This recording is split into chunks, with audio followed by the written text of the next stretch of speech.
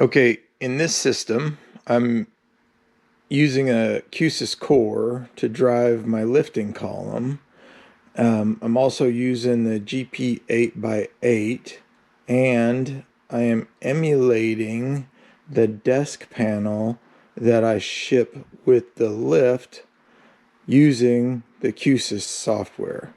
So let's go through that. So QSYS core, Core 8 Flex, gigabit Ethernet switch with PoE. I'm using the QSYS GP8x8 here, which could be located remotely away from the core, so it could be in the pulpit cabinet with the lift. So the touchscreen, 3x5 touchscreen, standard control box for the lifting column.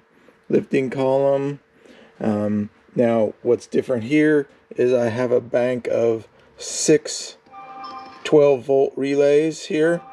I am connecting them to the control box of the lift with a special cable, special configuration.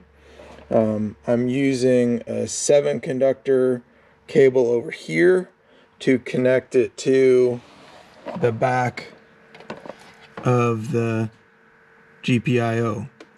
The red wire is the positive 12 volts.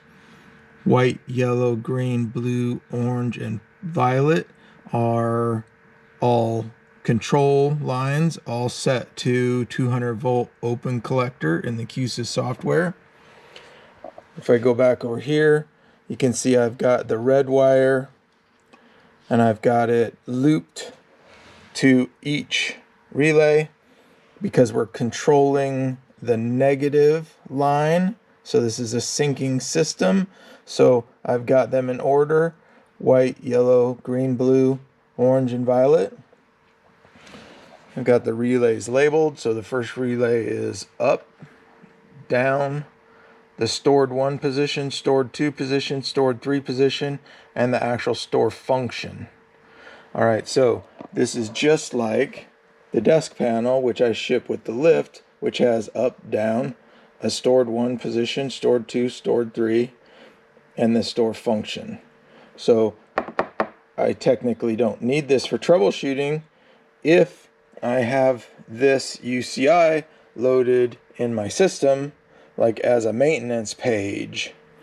So over here, I've just got a simple core and GP8x8, and I've got all of the GP pins set at open collector, 200 milliamps.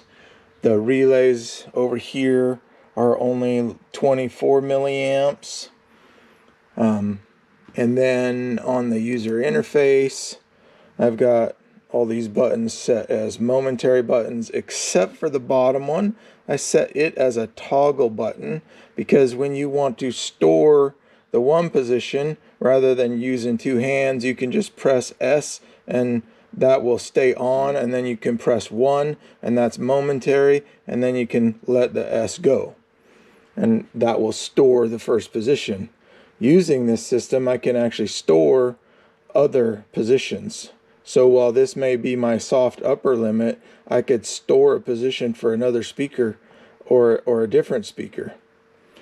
So I've also added a status light here to indicate on the UCI that the Core 8 is actually functioning. Okay, so here we go. If we press the number, we got a glare there. So if we press the up button, the lift goes up.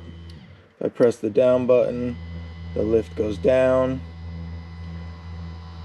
If I press the number 1 button, like for example, if I run it up to here, and let's say that's all the higher I want it to go right there, I can press S and 1 and then turn the S off.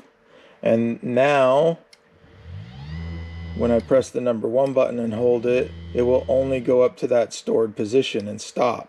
I've already stored number 2 at a different place, so it's going to go find number 2 and number 3.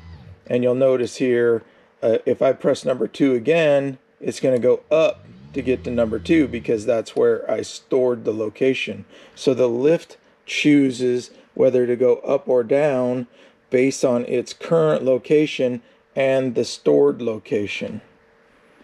So that is how to emulate the desk panel with these 12-volt relays. Hope that's helpful. Thanks.